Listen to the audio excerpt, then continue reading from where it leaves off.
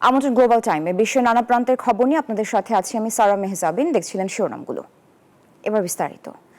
ইউক্রেনের সাথে যুদ্ধবিরতি ও শান্তি চুক্তি না হওয়া পর্যন্ত রাশিয়ার উপর বড় পরিসরে নিষেধাজ্ঞা ও শুল্ক আরোপের পরিকল্পনা করছেন মার্কিন প্রেসিডেন্ট ডোনাল্ড ট্রাম্প। ইউক্রেনে রুশ ক্ষেপণাস্ত্র ড্রোন হামলার জেরে এই পদক্ষেপ নিতে যাচ্ছে মার্কিন প্রশাসন। ট্রাম্পের এই ধরনের মন্তব্যে বড় ধরনের পরিবর্তন দেখছেন বিশ্লেষকরা।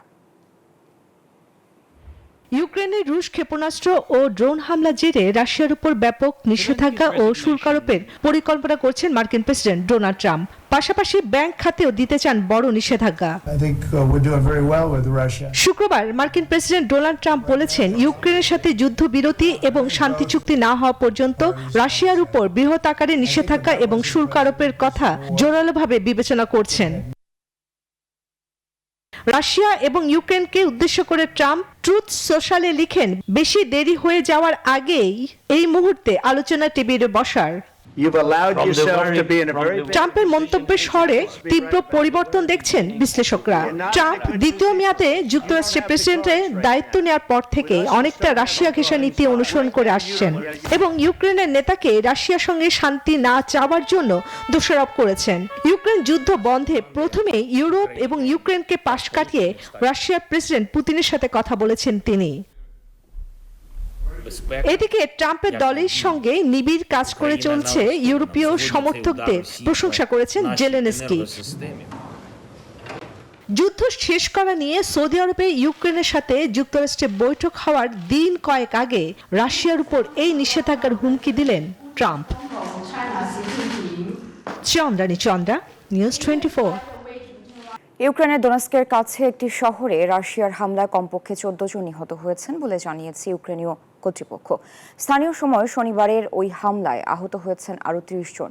হামলায় ক্ষতিগ্রস্ত হয়েছে দোনেস্ক অঞ্চলে 8টি আবাসিক ভবন ও একটি প্রশাসনিক ভবনও। চলতি সপ্তাহে কিয়েভকে সামরিক সহায়তা স্থগিত করেছেন যুক্তরাষ্ট্র, যার মধ্যে গোয়েন্দা তথ্য রয়েছে। শিগগিরই ইউক্রেনের সঙ্গে শান্তি আলোচনায় বসতে পারে রাশিয়া, এমনটা ইঙ্গিত দিয়েছে ওয়াশিংটন। তা সত্ত্বেও ইউক্রেনে যুদ্ধ থেমে নেই। গাজা জুড়ে আবারও তাণ্ডব চালাচ্ছে ইসরায়েলি বাহিনী। শুক্রবারও রাফা শহরে দখলদার বাহিনীর হামলায় নিহত হয়েছে বেশ কয়েকজন ফিলিস্তিনি। একই সঙ্গে উপত্যকায় এখনও ত্রাণ প্রবেশ আটকে রেখেছে তারা। এমন প্রেক্ষাপটে খাদ্য সংকটের আশঙ্কায় ফিলিস্তিনিরা। এ নিয়ে তীব্র নিন্দা জানিয়েছে আরব দেশগুলো। পবিত্র রমজানেও ইসরায়েলের নারকীয় তাণ্ডব থেকে রেহাই মিলছে না অসহায় ফিলিস্তিনিদের। শুক্রবারও রাফা শহরে আইডিএফের হামলায় প্রাণ গেছে বেশ কয়েকজনের। উপত্যকাবাসীকে ভাতে মারতেও কোনো উপায় বাদ রাখছে না নেতানিয়াহু। ক্রস বন্ধ রাখায় সেখানে এক সপ্তাহের বেশি সময় ধরে প্রবেশ করতে পারছে না কোনো ত্রাণ। এমন প্রেক্ষাপটে খাদ্য সংকটের আশঙ্কায় গাজাবাসী। ইসরায়েল যেভাবে যুদ্ধ অপরাধ ও গণহত্যা চালাচ্ছে তার তীব্র নিন্দা জানিয়েছে আরব দেশগুলো। এদিকে হামাস বলছে, ইসরায়েল উপত্যকায় হামলা বন্ধ না করলে জিম্মিরাও নিহত হতে পারে। জিম্মিদের পরিবার এবং সংশ্লিষ্ট সকলকে সতর্ক করছি যে বন্দীদের জীবিত থাকার প্রমাণ আমাদের কাছে রয়েছে। তবে ইসরায়েল এ আগ্রাসন বন্ধ না করলে অনেকে নিহত হতে পারে, যেমনটি আগেও ঘটেছে। অন্যদিকে গাজায় খাদ্য ও ত্রাণ সামগ্রীর সরবরাহ স্বাভাবিক করতে ইসরায়েলকে 4 দিনের আলটিমেটাম দিয়েছে ইয়েমেনের হাউতি বিদ্রোহীরা।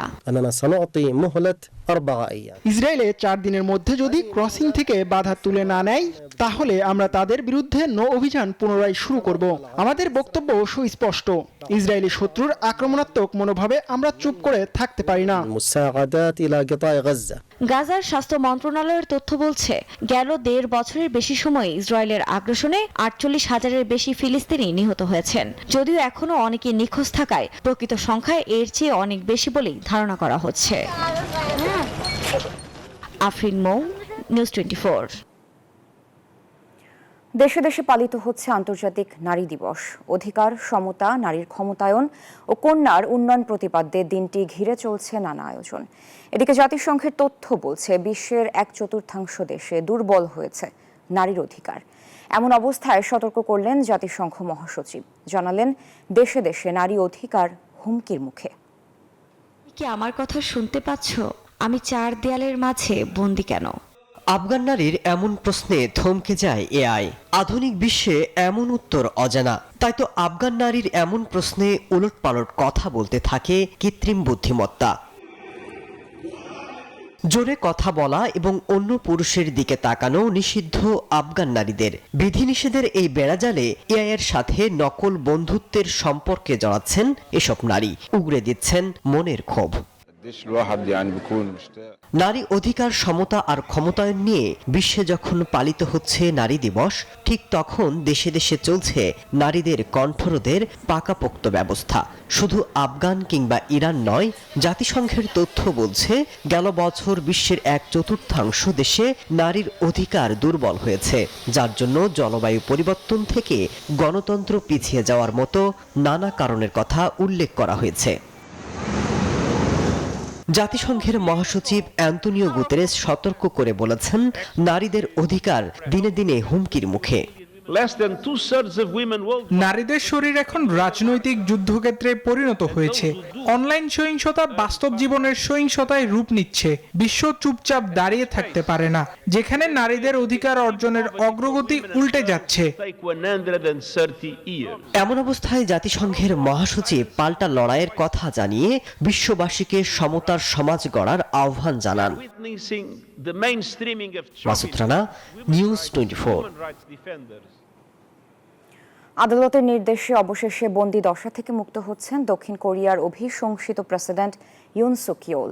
শুক্রবার এই তথ্য জানিয়েছে রয়টার্স। ইয়োলের আইনজীবীদের দাবি, আদালতের আদেশ সত্ত্বেও এখনও ইয়োলকে আটকে রাখা হয়েছে। ইতোমধ্যে প্রেসিডেন্টের পদ থেকে সাময়িক বরখাস্ত হয়েছেন ইয়োল। এই সিদ্ধান্ত স্থায়ী হবে কিনা তা খুব শিগগিরই জানা যাবে। আদালতের নির্দেশের পর সমর্থকদের বাঁধভাঙা উচ্ছ্বাস দেখা গেলেও এই রায়ে সিওলে বিক্ষোভ করেছেন বিরোধীরা। জানুয়ারিতে ইউন সুককে গ্রেফতার করা হয়েছিল।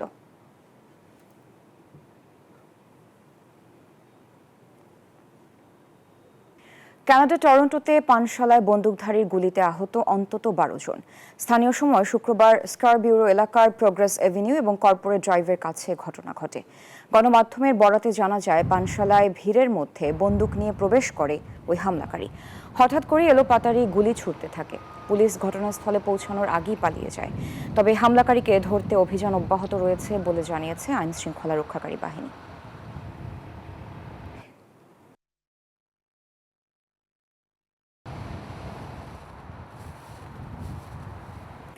গত এক দশক বৈশ্বিক ঋণ প্রায় 50% বেড়েছে। এর বিপরীতে বৈশ্বিক জিডিপি বেড়েছে 46%। অর্থাৎ বিশ্বের অর্থনীতিগুলোর উৎপাদন ও আয়ের তুলনায় ঋণের পরিমাণ দ্রুত গতিতে বেড়েছে। এতে বড় ধরনের ভূমিকা রেখেছে সরকারি ব্যয় কার্যক্রমের বিস্তৃতি। বৈশ্বিক ঋণ সম্প্রসারণের এই চিত্র তুলে ধরেছে institute of international finance IMF। সংস্থাটির তথ্যানুসারে কোভিড-19 মহামারীর সময় বেশিরভাগ দেশীয় অর্থনীতি সচল রাখতে বিভিন্ন ক্ষেত্রে প্রণোদনা দিয়েছে। এছাড়া ব্যবসায় বিনিয়োগ ও ভোগ চাহিদা বাড়ায় কর্পোরেট ও পারিবারিক পর্যায়ে ঋণ সম্প্রসারণ হয়েছে।